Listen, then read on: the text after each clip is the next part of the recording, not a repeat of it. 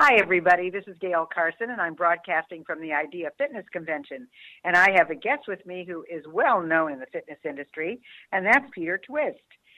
He's a competitive athlete, an NHL strength and conditioning coach, operator of sports performance camps, a sports science researcher, a published author, educator, business entrepreneur, product distributor, CEO, motivational speaker, mentor of leadership training and team building, stage 4 cancer crusher, and outdoor recreationalist. His mission is creating positive change via innovative functional training methods, inspiration, expert knowledge, and action-based motivation. Known in the USA as the pioneer of modern functional training, he's a performance training guru who has taught, certified, and consulted most of the coaches and trainers from U.S. collegiate and professional sport leagues. Welcome, Peter. Thank you, Gail. It's always a pleasure to team up with you. You're so inspirational. Well, you've been busy since you got here. I mean, it's only been like the first day. I mean, we had pre-con yesterday, but first day today. What have you been doing since you got here? Well, we've been preparing for some meetings with folks here about some international collaborations. But we've been on a long stint working in weeks on end, and we actually snuck away for about half a day over in Santa Monica. Oh, wow. We went for a walk on the beach and had a nice vegetarian meal and got really refreshed and restored. So we took care of ourselves so that we can take care of others. Well, you know, that's a big thing, Peter, and that's people think that, you know, you've got to be kind of on all the time. Yes. And you have to be able to restore yourself, and you have to be able to take care of you. And I know that you have been a stage 4 cancer survivor. I'm a 3-time cancer survivor, so we've got that in common, but I don't think I went through quite as much as you did. And I know you bounced back, but I think it's mainly because of your attitude and your physical conditioning. All of that had to play into that. I think both mindset is everything. And I think we don't rise to the occasion, we sink to the level of our training, you know, so that we're ready for different challenges. A challenge can also be a great opportunity as well. And as you, I'm sure, are aware, even something as atrocious as cancer is an opportunity to learn and grow and dig deeper and see things from different eyes and so on. And but sure, mindset and training, you have that in spades, and your energy is beautiful, and I'm sure that energy helped you a lot. Well, it did. I mean, I kept waiting to feel tired. I kept waiting to have I never got sick from chemo, never stopped, you know, so I think it was because I just kept going, and I think that all had to do with, again, mindset and also the fact that I was physically fit. That made a big difference as well. Without question, and I will add one thing for your audience, so they don't get intimidated that other folks just sort of cruise through. I'll be honest and transparent. I got the crap kicked out of me. You know, and I struggled, and I struggled mentally, I struggled physically, I struggled to hang on, and I think I won by a thread. And that's an important thing for you folks to know, because, you know, you don't have to crush anything. You just have to, you know, win by a hair and be the last man standing out of the two in that challenge. And lots of our challenges, we might, you know, get through them successfully. I don't breeze through a lot of things. And, you know, we don't want people to feel intimidated that they're way out of the game and don't have a chance. You know, that's correct. We're all just winning it, you know, kind of a step at a time, and you can do it too.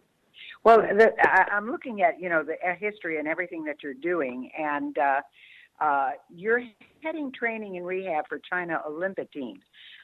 Tell me a little bit about that. Yeah, that's a cooperation with the partnership with the China government.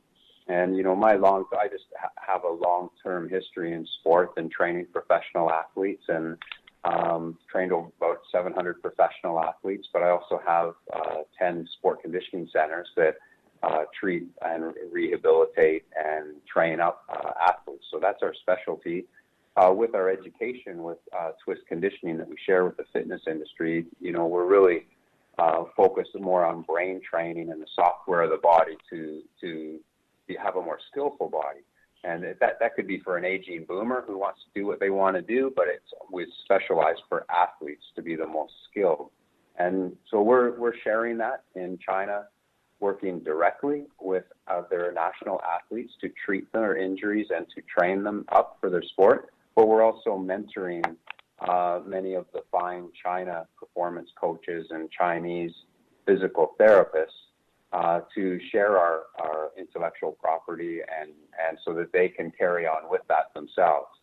But what made them call you, Peter? I mean, China is not necessarily the type of country that reaches outside of its borders for help. So what was it that they heard about you, or how did that happen? I mean, that's really something. Well, it is something that's not expected, but it's welcomed, and they aren't, historically they haven't collaborated or, imported expertise quite as much. They're a little more closed society, but they're interested in moving things forward. They want to do great for their athletes. They also have challenges that the United States and Canada and every country has with youth obesity, and people are more sedentary and things like that. So, they've got a real focus on cleaning up the environment, getting people healthy, all their food supply improving, and getting people to eat more plants, all the same things. It's, not surprising. But for myself, I was told there was three main things. One was my history with professional and national athletes, so that's a deep history. We're well suited for that. Two was our education systems, and our master teachers are in over 30 countries.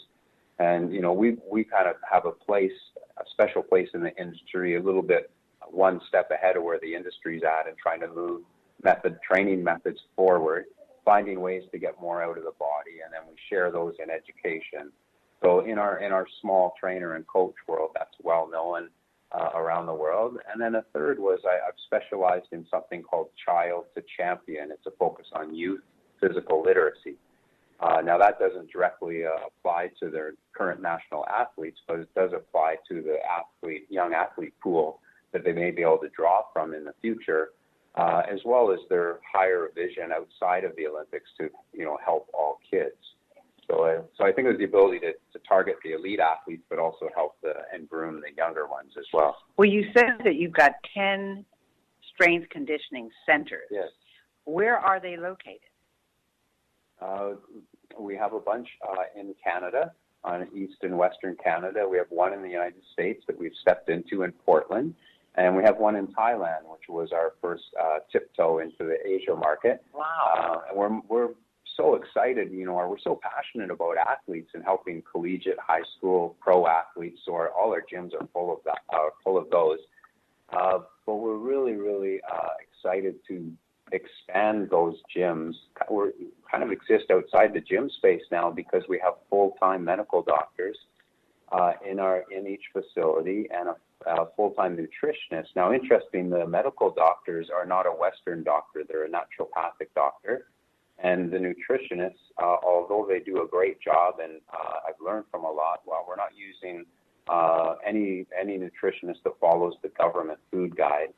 And we're drawing upon holistic nutritionists, and we've developed our own twist conditioning food guide that we think sets people up for success and doesn't, So it's a little bit different, but it's that allows us to help people who are behind the eight ball and probably wouldn't be inclined to go exercise. And our focus, in a nutshell, is rather than treating symptoms, we're trying to go for the cure. Well, that's good because, they say symptoms are masked, and then you have the problem anyway. Yeah. But, you're dealing with a lot of, you said, high school athletes as well. Yeah, we love the high school age. So what do you find is their biggest issue? Well, they need to improve everything. They just don't know it yet. So that's an issue. Okay, so it's an education. You ask a high school athlete what they need to improve, they might have trouble identifying one thing. So you ask someone who's played in the Olympics or in professional sport, like here, the NFL, NBA, NHL, if you ask a 10-year veteran pro player, they would list off about 15 things they need to improve. So it's an awareness and then the buy-in, and a lot of it's mindset. one, to be more mature in their approach to training and lifestyle and food and sleep to advantage themselves. A lot of them train and then disadvantage themselves, like I did when I was that age. And but it's also mindset, so to help them handle the stress and the expectations and the anxiety and the heavy load and so on, to help them get through that okay. It's interesting, yeah, because it's true. I mean, you think you're invincible when you're a teenager, sure, yeah. Nothing could ever happen to me. So you also, though, talk about brain training. Yes. Where does that come in, and how do you do that? Yeah, I think it's fair to say everyone in Ideal World is doing some level of brain training because, goodness, they say doing a crossword puzzle is good for your brain and is anti-Alzheimer's, and I'm sure that's true because you're cognitively using your brain and thinking. But most exercise, uses your brain more than a crossword puzzle. Ours in particular at Twist Conditioning, which we now call Twist Performance and Wellness, so we can wave that flag in the wellness and health. But at Twist, we target the brain. We think of the body as a computer, Gail, and your brain is the software, that is the programming that drives the rest of the body, the hard drive, and so on.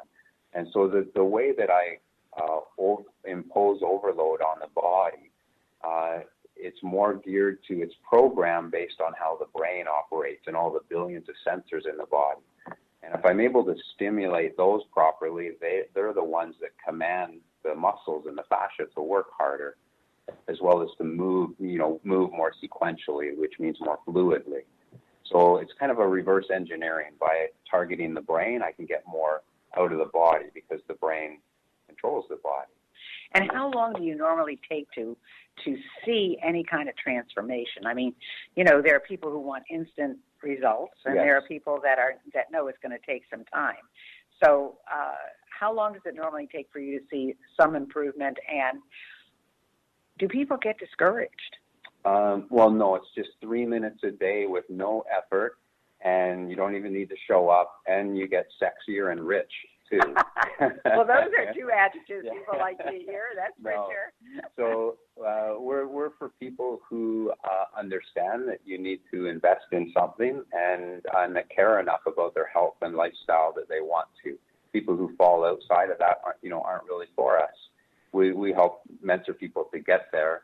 But on one hand, we're after, which people don't like to hear except the ones that are bought into an active lifestyle, we're after long-term sustainable results. We don't want a quick fix that's going to disappear. We don't want someone to achieve a great body in 30 days and then they're back off the program, or too much too soon and they get hurt and things like that. The stuff that folks see on social media now is crazy. It's whatever's has the most visual uniqueness. And I hope people aren't getting scared that that's what gyms are really like, because that's not what you see in social media is not what's done in gyms, or gyms that are educated, that know how to train. We bring people in, we make it level appropriate. We want them to improve all year for the next 10 years. We want them to be at their best. If they're 50 and doing something they love, we want them to be able to do when they're 60 and 70. But having said all that, the one caveat is because we're doing brain training and we're kind of reprogramming the software in some of the things like moving better and feeling better moving around, and agility and just having control of your body, balance, which those things are so important for everyone, especially as we age, we get immediate improvement. Like, this isn't infomercial immediate.